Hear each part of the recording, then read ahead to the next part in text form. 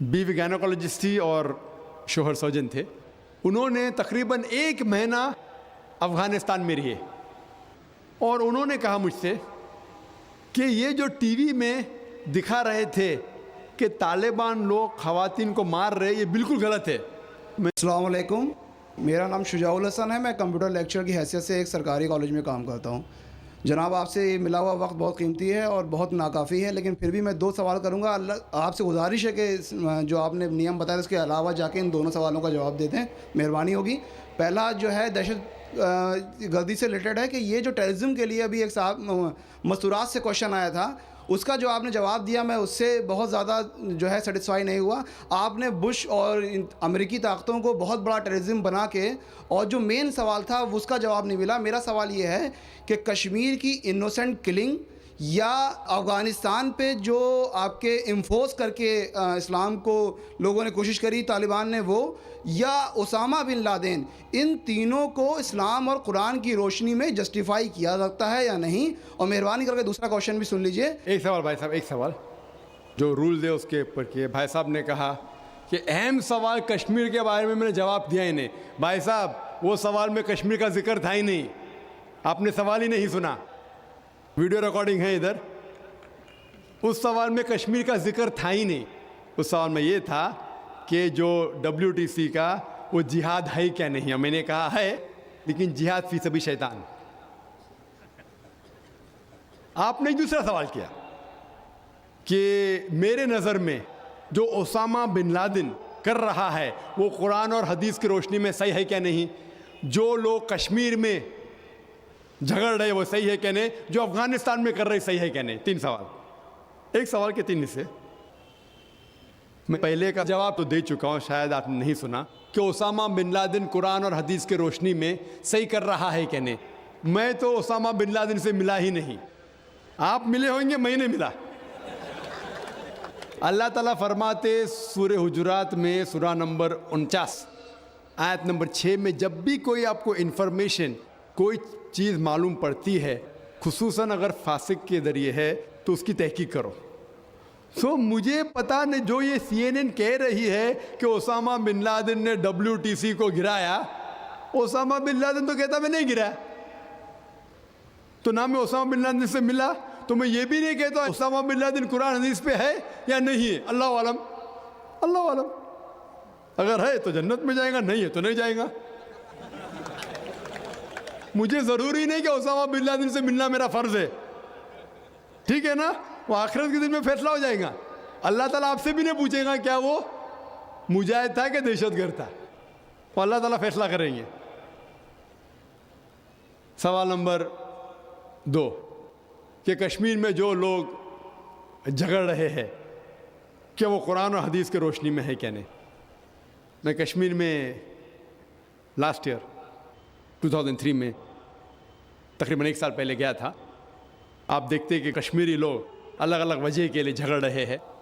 اگر وہ وجہ قرآن اور حدیث سے صحیح ہے تو صحیح وجہ، اگر خلاف ہے تو خلاف ہے.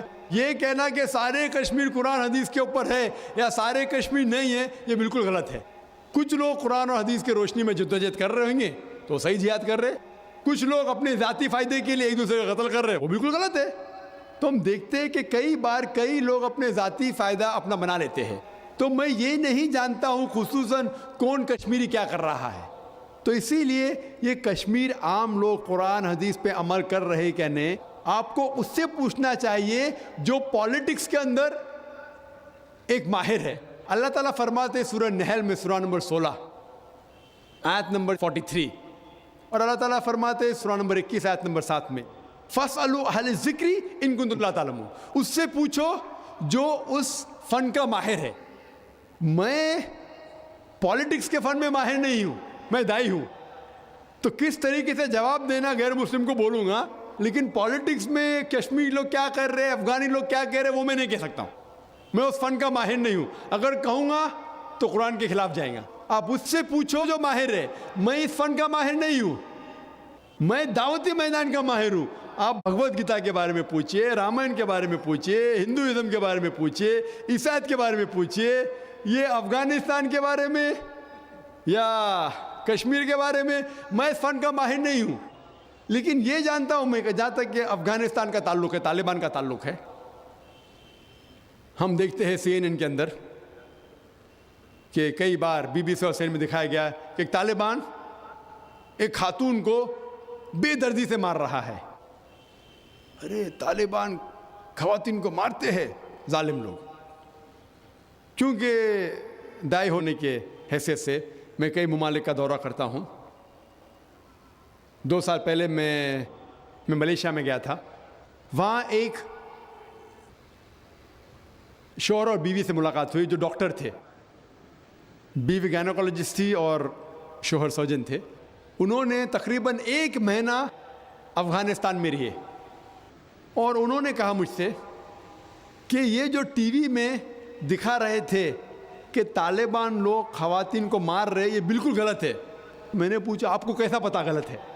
تو اس نے مجھ سے کہا، وہ میاں بیوی نے کہا، کیونکہ طالبان کو جو پگڑی باندھتے ہیں ان کے باندھنے کا ایک خصوصی طریقہ ہے۔ مثال کے طور پہ جب ہم عربوں کو دیکھتے، ہمارے لیے جو عجم ہے، ہمارے لیے سب عرب ایک جیسے پگڑی باندھتے، پھیٹا باندھتے، اپنا غترہ باندھتے، لیکن وہ عرب ہی جانتا ہے کہ سعودی غترہ باندھنے کا طریقہ الگ ہے، وہ اماراتی UAE کا غترہ باندھنے کا طریقہ الگ ہے، وہ کویٹی کا غترہ باندھنے کا طریقہ الگ ہے۔ وہ پہچان سکتے۔ ہم نے اسی طریقے سے وہ طالبان کی پگڑی باندھنے کا طریقہ الگ ہے۔ وہ ڈاکٹر کہنے لگے مجھ سے کہ جس طریقے سے وہ BBC اور CNN میں دکھا رہے تھے طالبان خواتین کو مار رہے، وہ طالبان ہے ہی نہیں، وہ ایکٹر لوگ کو لے کے آئے تھے، لیکن بیوقوف تھے کہ ایکٹنگ میں برابر سے نہیں کیے، وہ کپڑے برابر نہیں تھے۔ میں نے تقریر سنی ایک رپورٹر جس کا نام ہے یوان ریڈلی۔ یوان ریڈلی ایک برٹش رپورٹر ہے۔ جب اٹیک ہوتا ہے امریکہ کا افغانستان پہ، بھائی صاحب کو دکھ ہو رہا تھا جب میں نے کہا کہ امریکہ ٹیررسٹ ہے، دکھ ہو رہا تھا ان کو۔ جارج بش اگر آپ کے رشتہ دار تو معافی چاہتا ہوں میں۔ تو یوان ریڈلی جو تھی، یوان ریڈلی ایک رپورٹر ہے، برٹش رپورٹر، سفید ہے، وائٹ یوروپین، اس کو بھیجتے ہیں افغانستان میں تحقیق کرنے کے لیے طالبان کے بارے میں۔ وہ سارے تحقیق کرتے اور پورے ٹائم وہ نقاب میں رہتی ہے، حجاب میں رہتی ہے۔ ایک بار کیمرہ گر جاتا ہے اور اس کا راز فاش ہو جاتا ہے، تو طالبان اسے پکڑتے ہیں، 6 دن تک اسے قید کرتے ہیں۔ اور جس طریقے سے طالبان نے اس کے ساتھ برتاؤ کیا، وہ اس لیکچر میں کہتی ہے کہ لوگ جب انہیں پکڑتے ہیں تو بولتے کون اس کے ساتھ ہے، تو آدمی کو لے کے آتے، پھر اس کو لے کے جاتے ہیں اور سب لوگ گھیر لیتے۔ تو وہ سوچتی ہے ابھی چند منٹوں میں یہ جاہل لوگ میرا قتل کر لیں گے، شاید ہو سکتا ہے کہ 10-15 طالبان میرا بلاತ್ಕಾರ کریں گے۔ اس کے ذہن میں یہ سب جا رہا ہے، سوچ رہی ہو سکتا ہے کہ مجھے جھاڑ پہ سے لٹکا دیں گے۔ وہ ایک دم ڈری ہوئی ہوتی، 1 گھنٹے تک لوگ اسے گھیرتے لیکن کوئی بھی سامنے نہیں آتا۔ وہ سوچتے ابھی میری موت، ابھی میری موت۔ 1 گھنٹے بعد ایک افغان عورت آتی ہے اور اس کے جسم کی جانچ پڑتال کرتی ہے۔ پھر اسے پتہ لگتا ہے ہاں یہ لوگ سمجھتے ہیں کہ میرے پاس ہتھیار ہے۔ وہ اتنا تیش میں آتی ہے، اگر ان لوگ میں سے پوچھنا چاہیے ہتھیار میں، بولتی نہیں ہے۔ 1 گھنٹہ تک کہ میں تڑپ کے مر رہی ہوں کہ یہ آج مجھے ماریں گے، وہ تیش میں آ کے کیا کرتی ہے، اپنا اسکرٹ اٹھا لیتے، دیکھو میرے پاس ہتھیار نہیں ہے۔ جیسا اسکرٹ اٹھاتی ہے، طالبان 180 ڈگری اس طرف دیکھتے اور بھاگ جاتے۔ تو وہ کہتی ہے اپنے تقریر میں طالبان کو مارنے کے لیے بم گرانے کی ضرورت نہیں۔ وہ کہتی ہے اگر عورتوں کے کپڑے چھوڑیں گے تو طالبان مر جائیں گے شرم کے مارے۔ اور وہ تقریر کرتی ہے کہ اس عزت سے میری حفاظت کی 6 دن تک کے وہ طالبان لوگ نے۔ اور جب اسے پوچھا جاتا ہے سوال جواب کی نشست میں، کیا آپ کو لگتا ہے کہ القاعدہ نے WTC کو گرایا، تو وہ یوان ریڈلی کہتی ہے میرے حساب سے القاعدہ موجود ہی نہیں ہے۔ یہ اس کا کہنا ہے، میرا کہنا نہیں۔ اور جب اسے آزاد کیا جاتا ہے 6 دن کے بعد، اور جب باقی رپورٹرز پوچھتے آپ کے ساتھ کیا سلوک کیے، تو انہوں نے کہا اتنا اچھا حسن سلوک کیے کہ رپورٹ کے اندر ہی نہیں آیا.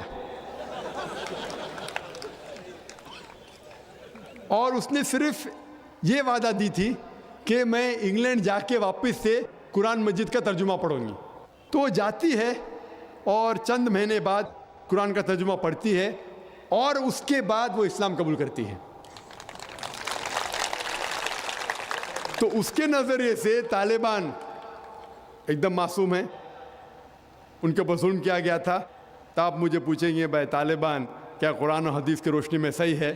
تو اس کا نظریہ اگر لیں گے، جو غیر مسلم تھی یوان ڈیڈلی، ابھی ماشاءاللہ حجاب بھی کر رہی ہے، وہ یورپین حجاب کر رہی ہے ماشاءاللہ، تو اس کے نظریے سے بھائی طالبان اچھے لوگ ہیں.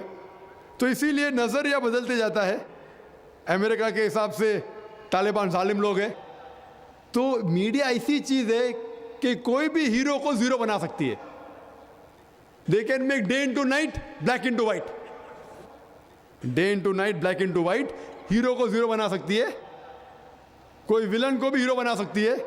تو اسی لیے قرآن مجید میں اللہ تعالیٰ فرماتے کوئی بھی چیز آپ کے پاس آتی ہے اس کی تحقیق کرو تیسرے کو پہنچانے کے پہلے. تو اسی بنیاد پہ میں نے کہا تھا، کیا نام ہے، اسامہ بن لادن کو جانتا ہوں نہ، یہاں کیا ہو رہا ہے پتہ نہیں مجھے، افغانستان بھی میں نہیں گیا ہوں، لیکن یہ رپورٹ کے ذریعے یہ پتہ لگتا ہے کہ یہ جو امریکہ کر رہی ہے اپنے میڈیا کے ذریعے، یہ شیطانی حرکت جو غلط فہمی پھیلا رہی ہے، اس کی سزا تو انشاءاللہ انہیں ملیں گی. اسی لیے میرے